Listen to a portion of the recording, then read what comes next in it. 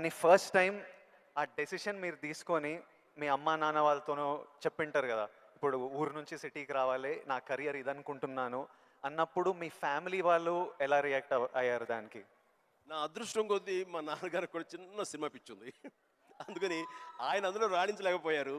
కానీ కొడుకు వెళ్తానంటే ఆయనకి ఇష్టమే. కానీ ఏమో అక్కడ పరిస్థితులు ఎలా ఉంటాయో, ప్రతికూల పరిస్థితులు ఏముంటాయో, తను రాణించగలడా లేదా అన్నది నాకున్నంత నమ్మకం నాన్నగారికి లేక సంశయించారు. లేదు నాన్న, నేను ఖచ్చితంగా వెళతాను, అది ఇది నువ్వు జస్ట్ పంపించు అని అంటే, సరే నాన్న అయితే వెళ్ళు, ఇన్స్టిట్యూట్ చేరుతానన్నావు కాబట్టి, టెక్నికల్గా నేను నేర్చుకుని వస్తున్నావు అంటున్నావు కాబట్టి I will appreciate and welcome it.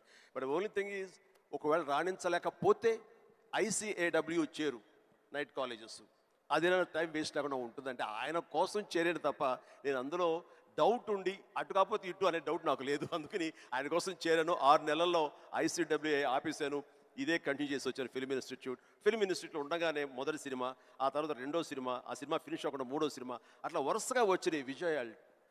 I proudly I can say, నాకు భగవంతుడు ఆఫీసులకి ఫోటోలు తీసుకెళ్ళి, సార్ ఇది నా ఫోటో సార్, నేను యాక్ట్ చేస్తాను సార్ అని చెప్పే ఒక పరిస్థితి నాకు కల్పించలేదు. అది చాలా గర్వంగా ఫీల్ అవుతాను. ఆ భగవంతుడు, ఆ ఆల్మైటీ నాకు ఇచ్చేటువంటి ఒక ప్రైడ్గా ఫీల్ అవుతాను. నేను ఎక్కడికి ఏ ఆఫీస్కి వెళ్ళలేదు నేను. ఆ ఫస్ట్ సినిమా మీకు ఎట్లా వచ్చింది సార్? అది కూడా కాకతాళీయం. అంటే ఇది చాలామంది తెలిసేమో అనుకుంటున్నాను. నేను మళ్ళీ చెప్పరా వద్దా, ఆపేద్దామా?